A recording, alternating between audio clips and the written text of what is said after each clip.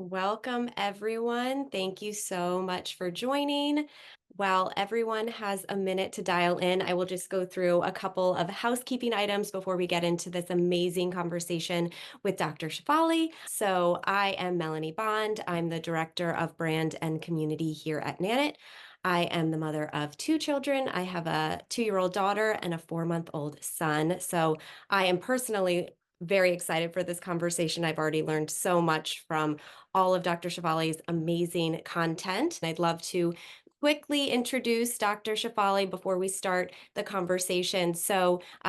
For those of you who don't know or may be new to her work, she is a clinical psychologist, and she brings together Western psychology and Eastern philosophy. She's a 3-time New York Times bestselling author. She also just recently launched a new podcast, which I highly recommend tuning into.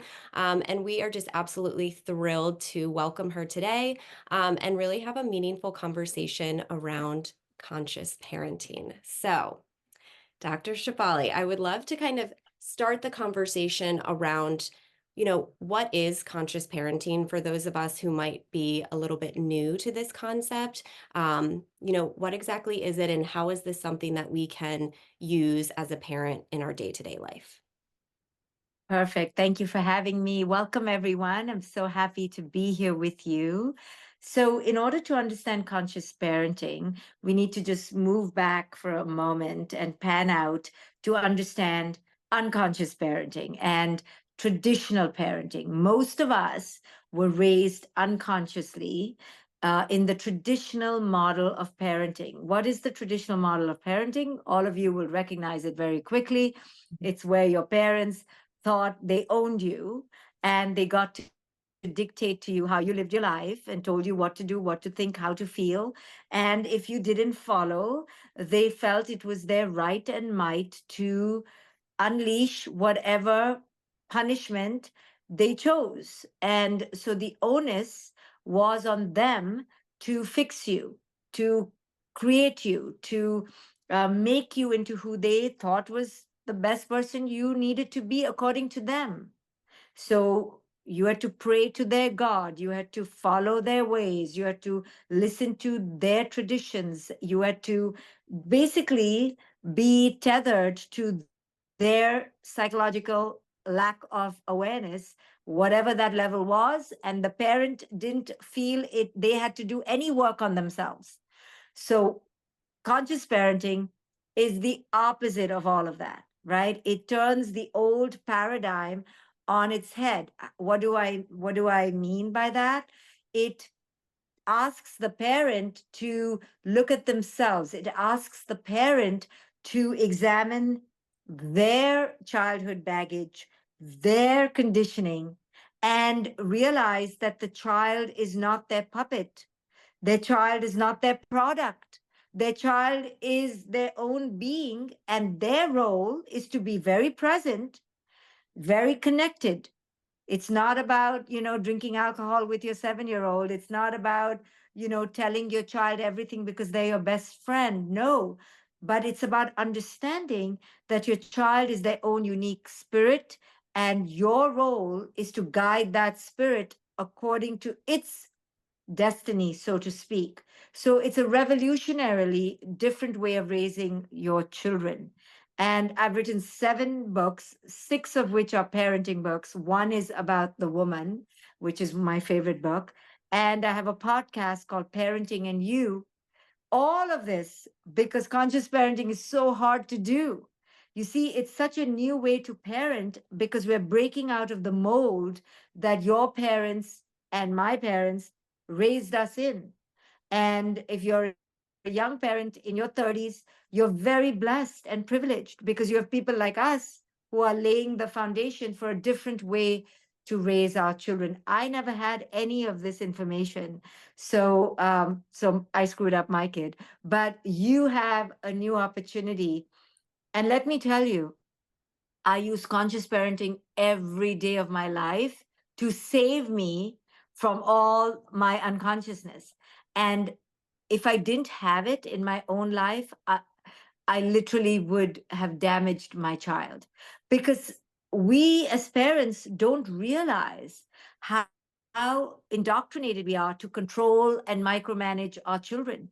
Our parents did it to us, you see, so Mhm. we do it to our children. So conscious parenting breaks us out of that dysfunctional cycle, and it just pivots your child into their self-worth, into their empowerment, like we were never pivoted. We get to do this for our children. It's such a powerful way of raising our children. Yes, I agree. And I feel like it's one of those things where you have to actively work on this every single day. It's about working on yourself so that you can hopefully impact your children.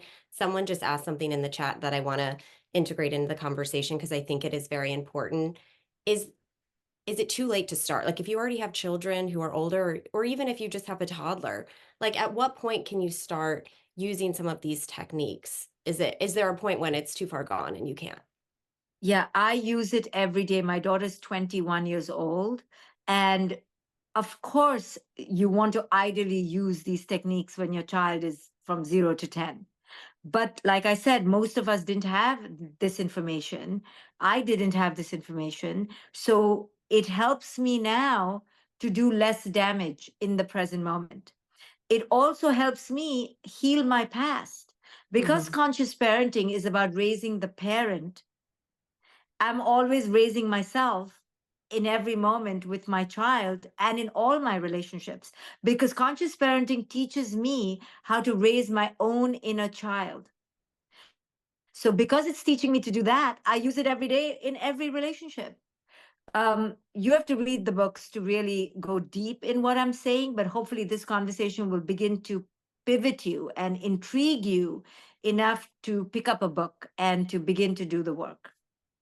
Yeah, absolutely. And something you speak a lot about is, this idea of parental self-awareness and being present and regulating your own emotions, which I think as a mother of two young children, I think that is one of the biggest struggles because every single day there is so much going on. There are so many things that are even happening within my house that might trigger me to feel incredibly anxious or to feel angry or upset because I'm out of control. So I'm curious, what are some tips that you can give for parents to like help regulate their emotions? Or maybe, for me, a trigger is when I'm trying to cook dinner and I have a crying baby and I have my toddler at my leg asking, Mommy, I want a snack. Mommy, I want a snack. Mommy, I want a snack. Baby's crying, the oven's beeping. There's so much going on. It's really hard for me to regulate. So, what are some tips that we can use to kind of help us regulate our emotions? So, my last book is called The Parenting Map, and I give 20 steps to literally learn how to regulate. So, whatever I'm going to say now is a little piece of that. So, why are we unregulated? Right? We have to understand why we are unregulated and then how does our unregulation show up? How does our dysregulation show up? Because it shows up differently for every person, but there's some common threads. Number one, why are we dysregulated? We're dysregulated because we have filled our schedules with too much, because we want perfection and control, because we're really afraid of our making a mistake. We're really afraid of the unknown. We're trying to micromanage our lives from 7 o'clock to 7:15 to 7:20 to 7:25. This is how the modern woman especially lives, Mhm. especially now because she's going to work. So she goes to work, she comes back, she picks up the kids, she does their homework, she takes them to an activity, she gets them into the bath, she puts them to sleep. She's trying to cook good organic food at home. She's trying to be present for her partner. And then she's having another child. I mean, this is insanity. Yes. So part of our dysregulation is just because we are crazy. We have made ourselves go crazy. The second part of why we're dysregulated is because we never learned as children to be regulated. We never learned to manage big emotions. So we don't even know how to recognize the big emotions. So number three, we have to learn to recognize, okay, I'm clenching my jaw, I'm snapping, I'm irritable. Oh my goodness, it's not my child, it's me. I'm out of regulation. So what do I do in the moment? I have to break the cycle of dysregulation. So what can I do right now? I can just put on some music. I can go for a quick walk. I can do 10 jumping jacks to break the neural circuitry in my brain that is spinning me out of control. Hmm. So understanding your own pathway to dysregulation all through the day. You're probably dysregulated by 7 o'clock at night because all day you've been not paying attention to your boundaries. You've filled your day with too much information, too much doing, too much activity. You said yes to the boss, you said yes to the friend, you said yes to the colleague. You said too many yeses and you didn't create enough boundaries. And by 7 to 9 o'clock, the witching hour, you're going to lose your shit Yes. because it's impossible to have two, three children and a job and deal with life and traffic. So you've not been creating good boundaries all through your day and your life. And your child will pay a price. The next thing you need to understand as a tip is that children are just being children. Yeah. So you have to get that in your head. When you understand that children are just being children, you literally welcome chaos.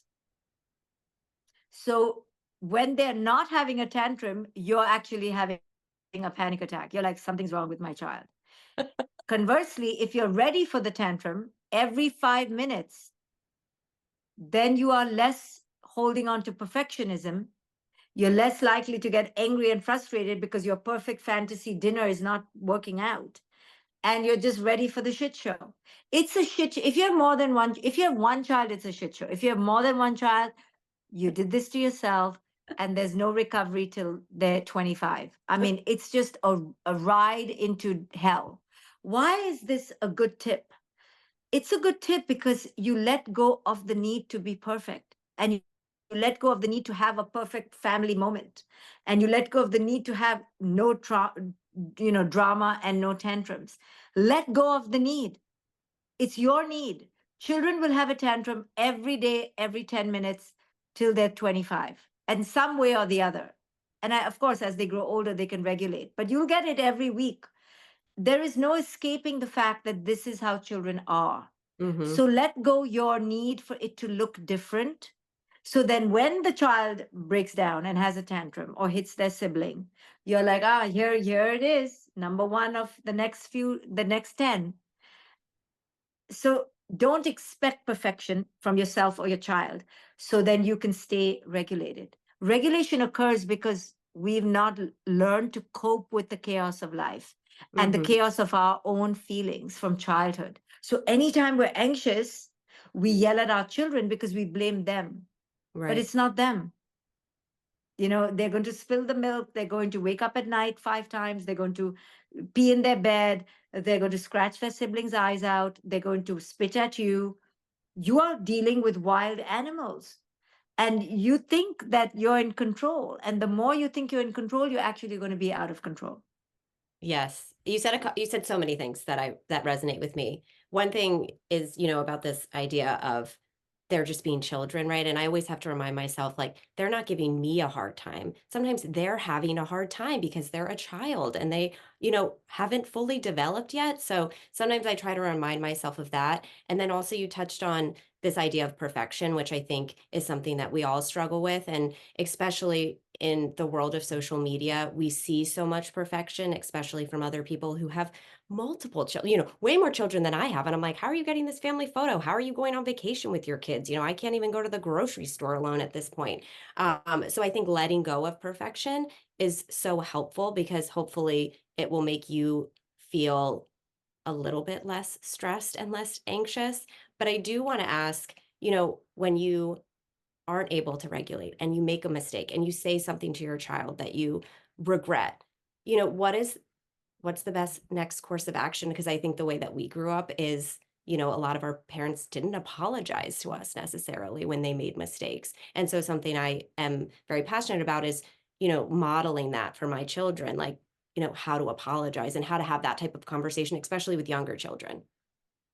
Yeah, it's really hard with younger children. They don't understand a lot, but you can just say, mommy had a hard day and mommy lost her mind. And you can kind of concretize it and visualize it. You can take a basket full of like clothes and you can say, mommy's brain is like this and throw all the clothes on the floor and go, does your brain ever feel like that? You can kind of concretize it and visualize it in some way or do a drawing and go, mommy's feeling like this. How are you feeling? And so you can tell them, that sometimes mommy raises her voice and she says silly things and she doesn't Mhm. mean it. And you can begin to talk in that language.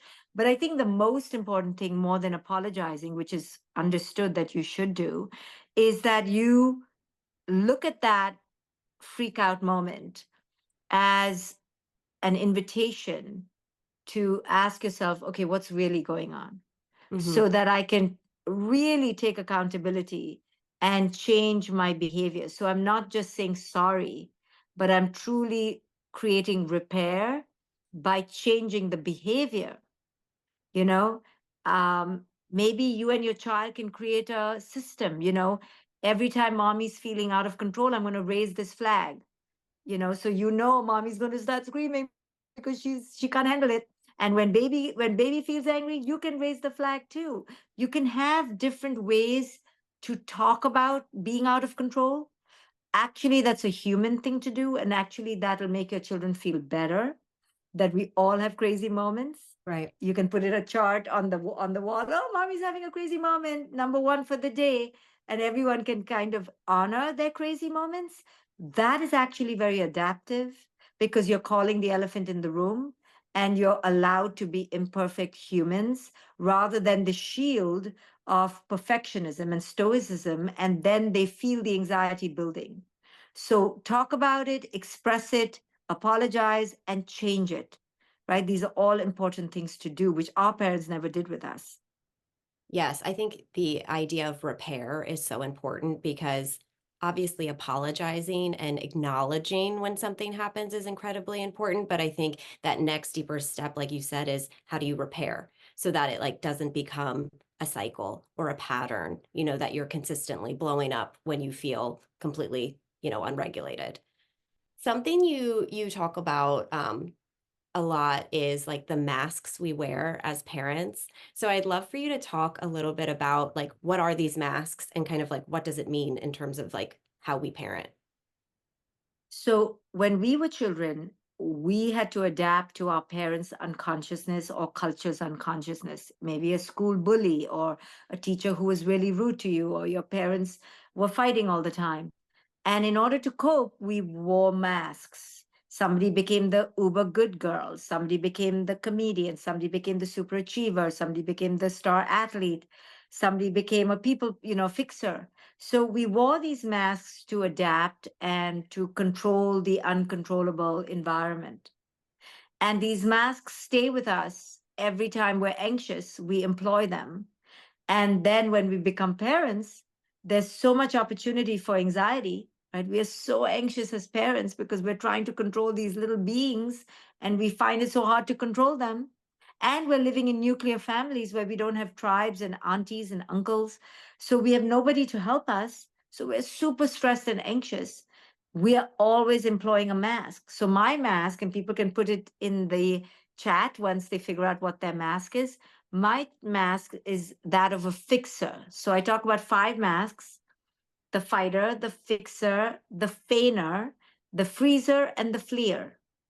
Whenever you're anxious, we kind of employ one or a hybrid of these masks. So, Hmm. who is a fixer? That's me. A fixer is one who rushes in to fix the situation. So if my child is anxious that, her electricity went out, instead of teaching her to sit in the dark room and to be resourceful and to teach her that it's okay to sit in a dark room, I'll call the electric company and say, go fix my child's electricity. I've learned now that I need to stop doing that. The reason Mm. I fix is because I can't control my own anxiety, that I'm not a good parent who is present. I had a warped understanding of what a parent needs to be and realized that that was actually handicapping my child. So now I try to teach my child to be in the mess of life without rushing into fix, but it's very hard for me because it makes me anxious. The other Mm. kind of mask is that of the fighter. That's very, very typical, right? The fighter blames and excoriates and scolds the other person. Why didn't you do that? How could you do that? Why didn't you do better? And they get their anxiety taken care of through anger. The third mask is that of the feigner, feigner, who is an attention seeker, who soothes themselves by getting the validation of others. How does it look to others? How does it look on Facebook? Can I be the picture perfect family? So my image is taken care of, but actually I'm really anxious. And then the last two masks are when you have more trauma from your childhood, they're the Mhm. mask of the freezer and the fleer. And many men are freezers and then they become fighters. But they're first freezers, right? They shut it down. They hate drama. They can't handle drama. They don't like emotions because Mm, of their traumatic past where it was unsafe to have emotions. It was unsafe to show vulnerability. So the freezer is somebody who emotionally freezes and shuts down. And then the fleer is somebody who is not even present physically. At least the freezer is physically present, just emotionally absent. But mm. the fleer is not even present. So why don't you, in the chat, yeah, talk about yourself. Then number two, talk about your partner. Then three, talk about your mother. And then four, talk about your father, if you still have them. And so write all these things down. Yeah, Who this are is really you? Who insightful. is We have a lot of fixers here, which I think is I also identify, I think, as a fixer, and I'm already thinking about like, what my husband is and my mom. But as a fixer, right, especially a fixer parent to toddlers, I feel like is very challenging because I want to always help, always jump in, like every moment I can, and I'm trying to dial that back. So any guidance around that, like especially when you notice that your toddler might be doing something that like you're like, be careful, but you want them to be able to explore as well. So it's a very delicate balance. it is. It is. And we have to, as fixers, pay attention to the anxiety. Okay, that's making me anxious. That's making me anxious. And lean in to that unknown space. So if the toddler's taking a long time to get ready and the bus is about to come and you're like, oh my God, I'm getting into a panic attack, you have to really do some soothing affirmations to help you stay in the present. Okay, you can tell yourself, what's the worst thing that's going to happen? Okay, she spilled the milk. Okay, she's going to be late for kindergarten, pre-K. Who Right. cares? Yes. Right? I have a lot of time to handle this. She's only 2 years old. She's only 4 years old. And now, when my daughter's 21, I can now say to her, it makes me anxious when you're not ready on time. So I'm going to just go ahead and go Mhm. to the place on time. You come later, right? You can learn to create boundaries as they grow older. But when they're small, you are kind of prey to them. So you have to constantly soothe your own panicked inner child. And the way to do it is to look at the big picture. What is the big deal? Is this dinner really important that I have to yell at my kid? Is this mistake really important that I have to fix it? Can I just allow the imperfection of life to seep in? Fixers, try to create a perfect life for their family members because they feel so responsible Mhm. from their childhood that it was their job to fix mom and dad. It's Mhm. not our job to fix mom and dad. It's also not our job to make everything okay for our children and perfect. It's okay for our children to be in distress in small bits, depending on their age, as long as we're with them. So Right. don't try to clean it up. Try to help them sit in the mess instead of Right. cleaning up the mess. Yeah. And I think that really ties in. You talk a lot about secure attachment too, and how to have a really secure attachment with your children. And I think that's so important to all of this. So when they're feeling challenged or they're feeling different emotions, they know that they can always come to you. So how do you continue to build on that secure attachment? I feel like it's easier when they're younger because they depend on you so much. But as they continue to grow, I feel like that's where it becomes more challenging to ensure that you have a very secure attachment with your children. I think the more we parents are complete within ourselves, the more we are secure in our own being, the more we are fulfilled on our own, we will release our children to be who it is they are. When our children feel safe to be who it is they are, they will naturally gravitate towards us because everyone wants to be around people where we feel safe, where we Mhm. feel seen, where we feel soothed, where we feel significant and powerful. So when you are in your power, you will give your children power. When you give your children power, they will come to you. So you actually don't have to do much to your child. You just have to enter your own beauty, Right. your own empowerment, and your own power, because that automatically will mean you will give it to others around you. And then your children will pick up on that. Oh, I feel really safe around my mom. I feel really seen by my mom. She's really trying. And they will trust that. Yes, you will make mistakes, but you will be present to repair the mistakes day in, day out. So then your child begins to trust you more. Mm-hmm. Yeah. I think, yeah, that's so important. And as children grow, I think the foundation is so important because they will definitely feel that level of attachment to you, and being open with them is so important.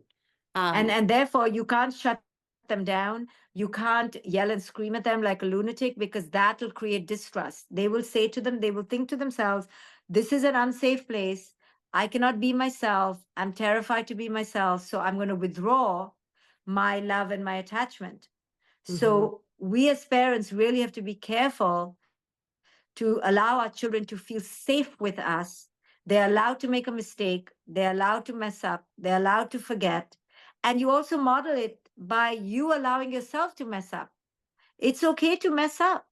The problem is that you're not learning from it, or you're not trying to grow from it. yes. And I think that definitely leads into the next discussion point that I wanted to talk through with you. I feel like with this type of parenting, I think there is a misconception by some people that means that there's no discipline, right? And you're letting your kid do whatever they want, which is certainly not the case. But can you kind of talk through that a little bit more? I think you just mentioned, you started to touch on it around modeling behavior, which I think is very important, but would love to get your perspective on that.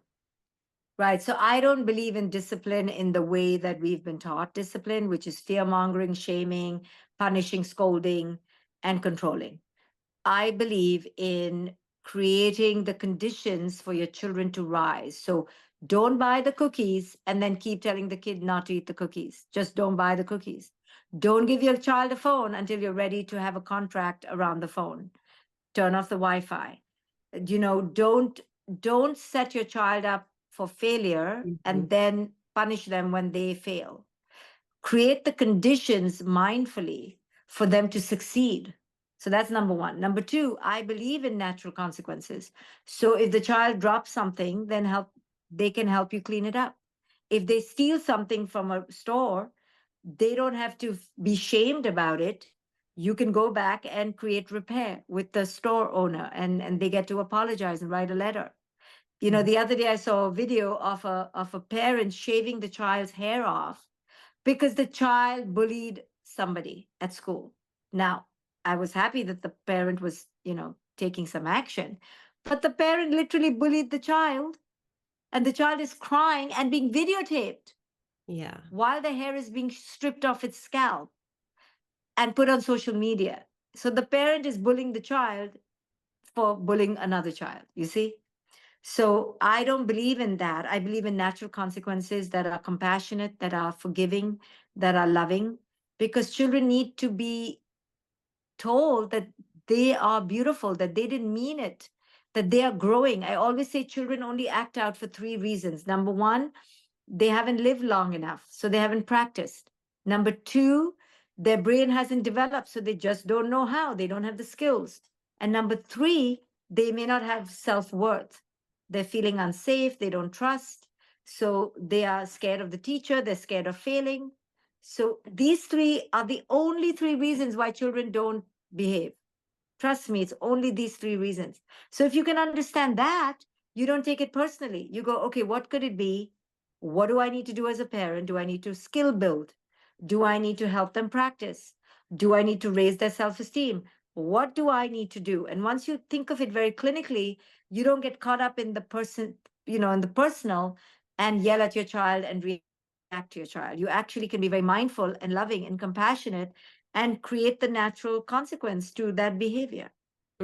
Absolutely. And I think that that ties really nicely into something that's has gone on with my own children is when I brought home my son from the hospital, I was so concerned about how that would affect my daughter because her whole entire world was changing. It was also right around her second birthday when I think there's a lot happening developmentally. And I think, being very conscious about what that change would mean to her and how it would impact her. I spent so much time thinking about it before bringing my son home, before I went into labor, that I think it allowed me to have a much more seamless transition for everyone in the family because we dedicated so much time to her too, so that she felt a part of this transition. And I think it ended up being like, it was harder on everybody else, but it was easiest on her because we really were very thoughtful about how that transition was going to impact her. Um, and I think for a lot of the people on this webinar, I'm sure if you have two children or you're going to be welcoming another child, I think that's probably a big area of thought that consumes you during your second pregnancy. So any other feedback or advice for people who are getting ready to welcome more children into their family and how that Well, transition. I think you did it perfectly. You allowed the older child to feel part of the whole process. So you included them so they didn't feel like they were suddenly displaced. And number two, when the new baby comes home, remember the new baby needs you physically, but the older one needs you emotionally. And they Mhm. can feel jealous, they can feel sidelined. So you really want to keep focusing on the older child. And don't suddenly miraculously think that the older child is going to suddenly become an older sibling. No, they are still a child and they need you. So don't make them the babysitter of the younger child because then they'll resent the younger child. And of course, avoid comparing and competition and try to give each one their own unique time with you and also see them as two unique people and don't pair them together because then they don't develop their own autonomous entity, their identity. They become very confused, fused, merged, and codependent on each other. That's very interesting. I didn't even think about that.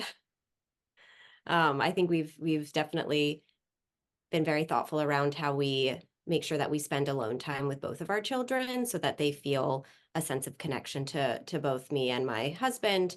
And keeping my daughter's routine pretty similar has been like at the forefront of everyone's mind because we want to make sure that she still feels, a sense of stability at home, which is so important. Right. But when she sees mommy going to the baby and then she doesn't get mommy, she's going to really feel it and then resent the baby. So you have to do it mindfully. And I would let her feel like the baby is a great thing to have happened to the family because Mhm. look, you're getting more love now, you're getting more attention. So if you can spin it that way, then she begins to not feel threatened by the baby, but begins to be excited by the baby. Yes, and something I tried to do is, like, shift how I speak about the baby with her. So, for example, if I'm feeding the baby and she needs something from me, not saying, "I can't do that right now because I'm feeding your brother," trying to make sure I take him out of that equation, and also if she needs something, I can say to the baby, "Okay, baby Bo, my son, I'm going to go help Louie now." So she hears that from both sides. It's not like she always has to be the one waiting for me because I am dedicating all of my attention to him. And I think that has really helped. And then also, like you said, including her in everything. Like she loves to change his diaper. So it might take me an extra 10 minutes to do it when she wants to help.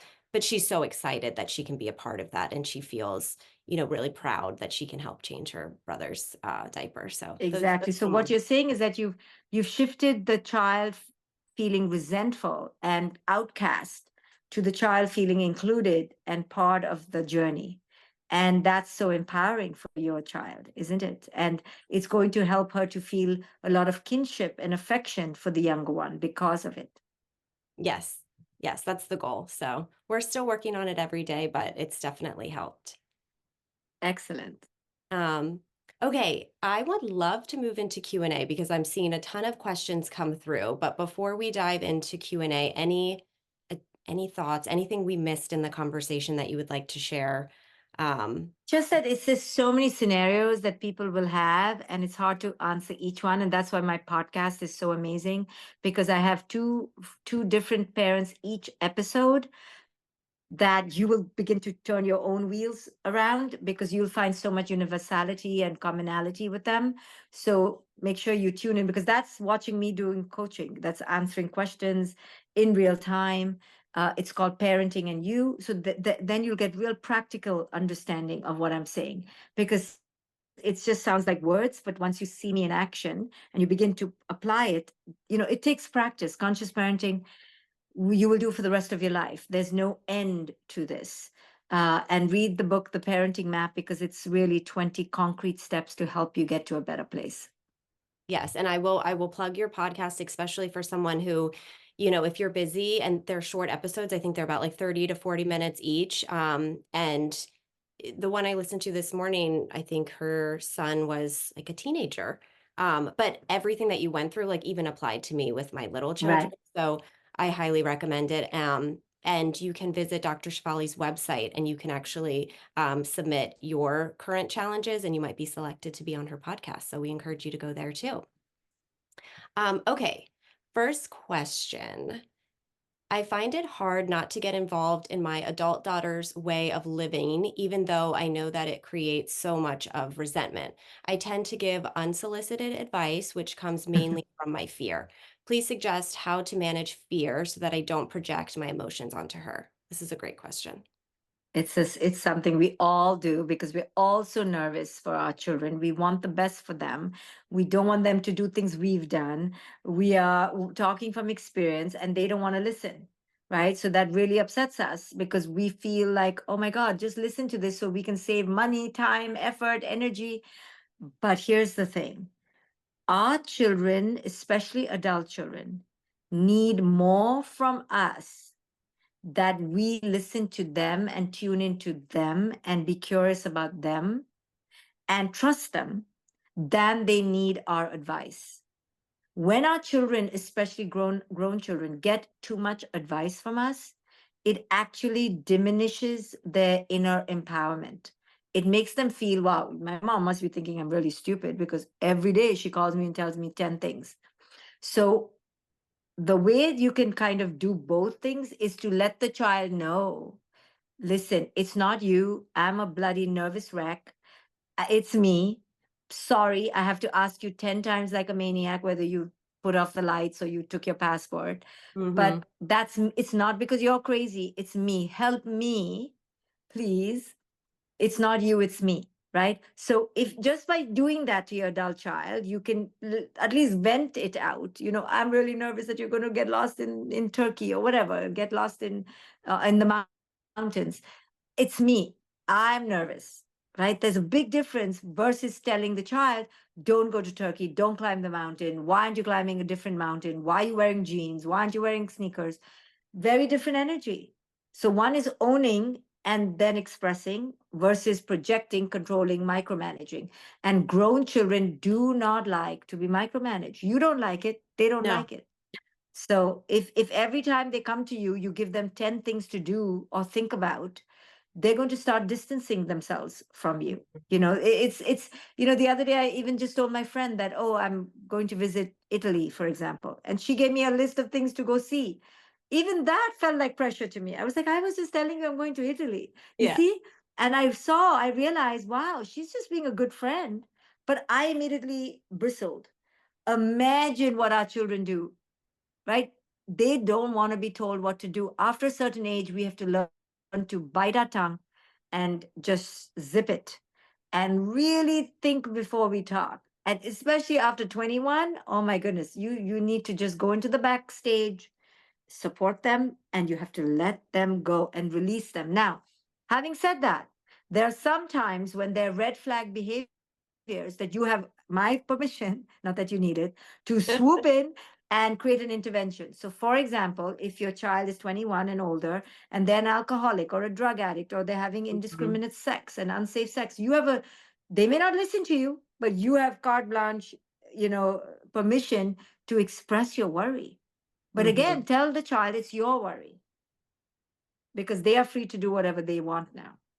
Mhm. Yeah, that's very helpful and advice, and I think it also applies to just relationships, out like not just relationship with your children, but relationships with your partner, your friends, definitely very transferable. Okay, the next one. Some, well, I think this one is similar. Hold on. How do you work on your own emotions and regulating yourself when you struggle with mental health issues like depression and anxiety? Well, if you're struggling with mental health issues like anxiety and depression, the biggest gift you can give to your children is a healed parent, right? So it's not easy. On any good day, on a beach when everything is working out, parenting is not easy. So it is 30 times harder when you yourself are battling your own, you know, demons. So everyone cannot afford therapy. Everyone cannot afford to be in a group like this.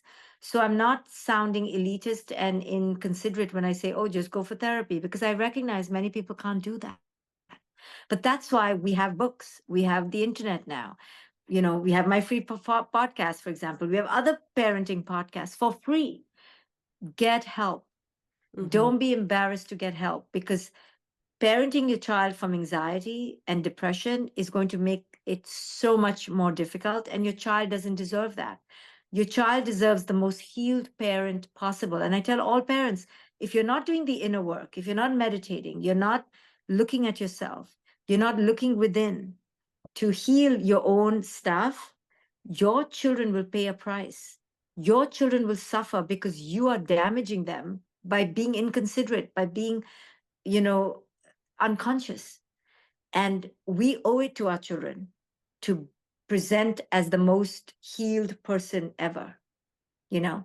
And when it's okay to show them your weakness. It's okay to say, mommy's struggling. But really, children don't want to see their parents struggling too much.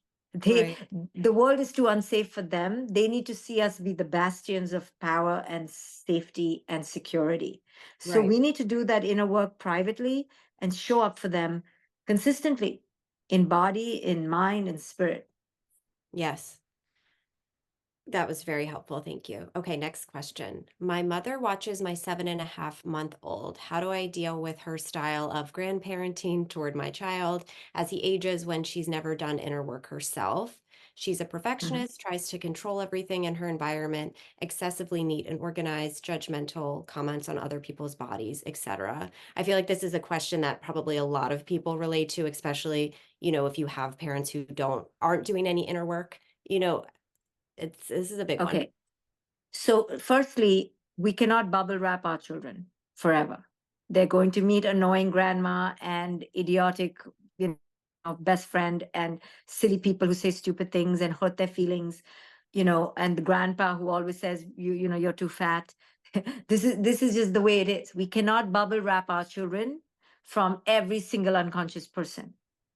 So we have to really let our children go and experience the world, come back to us, and we will deal with it. We will help them sort it out. But we cannot wrap our children up and, paste them to the house. We can't.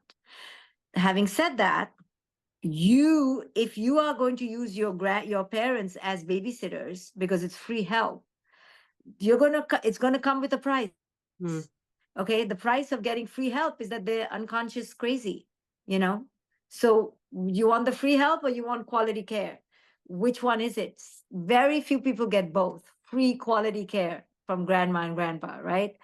So you have to see how bad it is, and then do they listen to your boundaries? Like, don't give my child donuts before bedtime. Do they listen? Now, if they don't listen and you keep getting harmful people into your house, you're going to have to reevaluate your life, right? Do I need to stay at home because I don't want my child being raised by unconscious granny? What do I need to do differently? Um, but again, we want to have it all, right? We want the free help, we want the consciousness. We can't have perfection. I've never met a family ever that's perfect. I mean, of course, because they come to me, they're already having some problems. But even in my friends' families, yeah. there's no perfect parent, there's no perfect scenario, there's no perfect grandma. So now you weigh the benefits to the risks, right? You have to make that decision yourself. Hmm. Okay, let's see. Next question. I have absolutely no me time, and no help at all. I'm just trying to get my children fed, bathed, and in bed, rush, rush, rush. My kids do not sleep on their own, so I feel so trapped. What can I do? So it's hard, again, where we have filled our lives up with children, with things to do, with work. And of course, the mother is stressed. So, can we start with 5 minutes of me time? Can Mhm. we start with 5 minutes of writing in a journal and just purging all your anxious thoughts so that you can calm down? Can we have 5 minutes a day of walking outside? We can start with just 5 minutes, small. But let me tell you, there's no virtue to what you're doing. If you're so busy that you have no time for yourself, you're missing the point. You've Mhm. lost the plot. You've done all this for vain. What is the point of having children if all they're doing is annoying you or exhausting you? Something is off. So it's a wake-up call to ask yourself, how can I reevaluate my life, reclutter, declutter, reschedule, and begin to change my life? There is no virtue in being a mother who's so exhausted but she's with her children all the time. Your children don't need you all the time. What your children need is a present, loving, compassionate, calm mother. Mhm. Yeah, it's definitely a balance. I do think what we say for baby, when a baby's upset, a lot of people will say put them in water, take them outside. I think the same thing applies for adults too. Like if you're feeling incredibly overwhelmed, anxious, you're not regulated, there is so much to be said about spending time outside or taking a shower.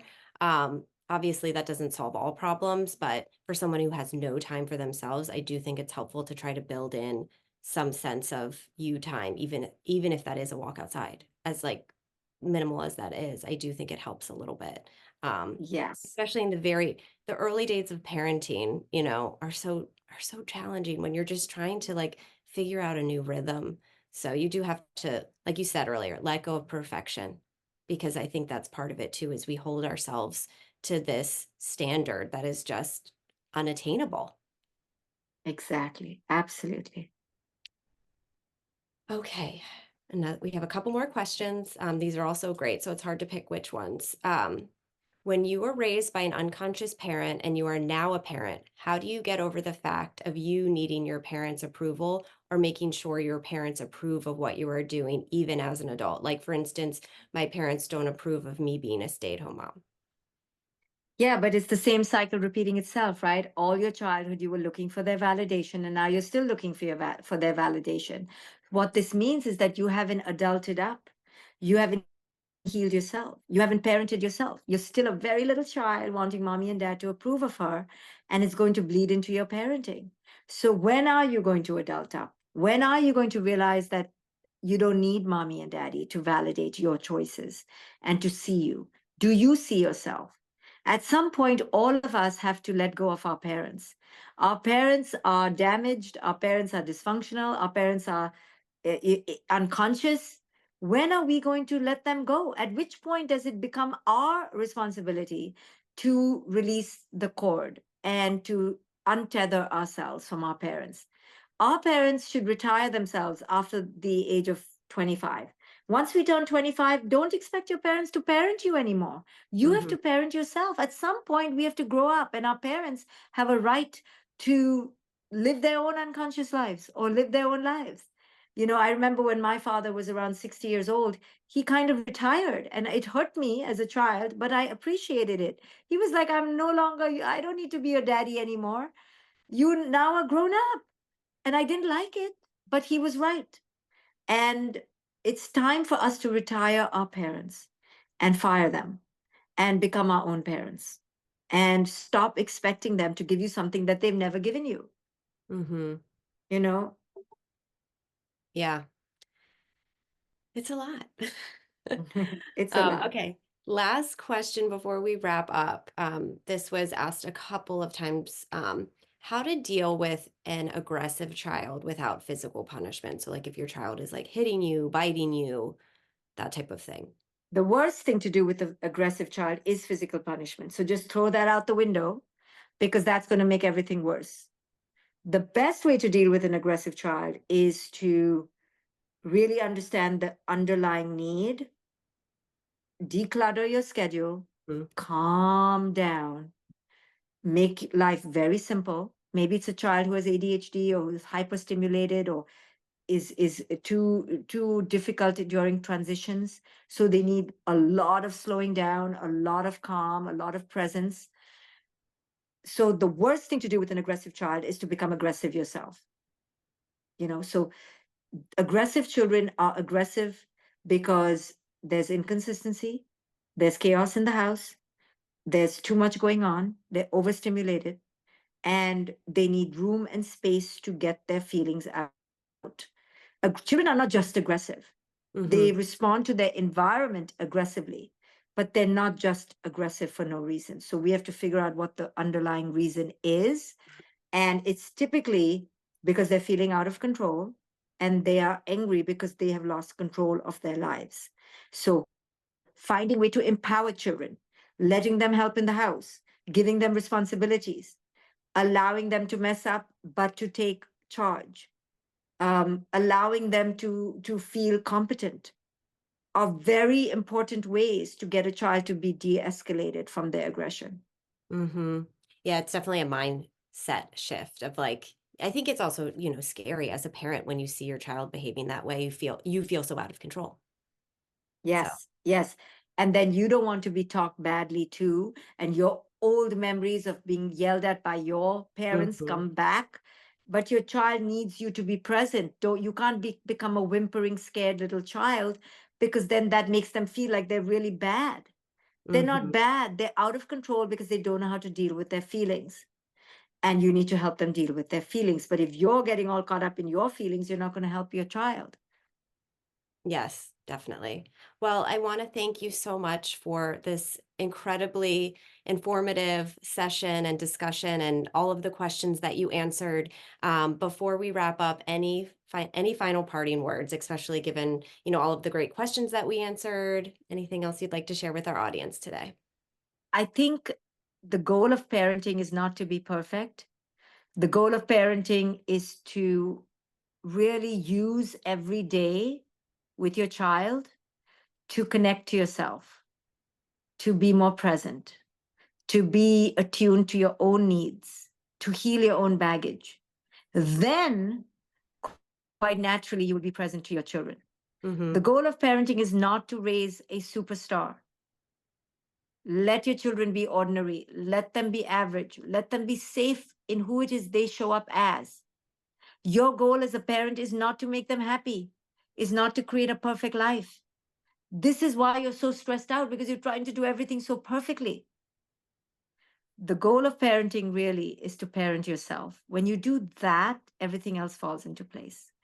Yes. So thank you so much for listening. Please do read my book, The Parenting Map. Follow my podcast. There's a new episode that came out today, Tuesday. Every week it comes out on Tuesday. And you'll get all this free advice every week. And it really helps pivot you into the right mindset.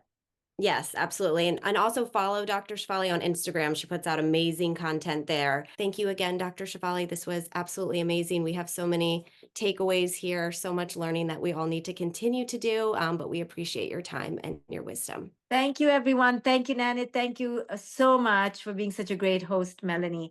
Thank you, everyone, for joining Thank and for you. doing this Bye. for your children. Bye. Thank you.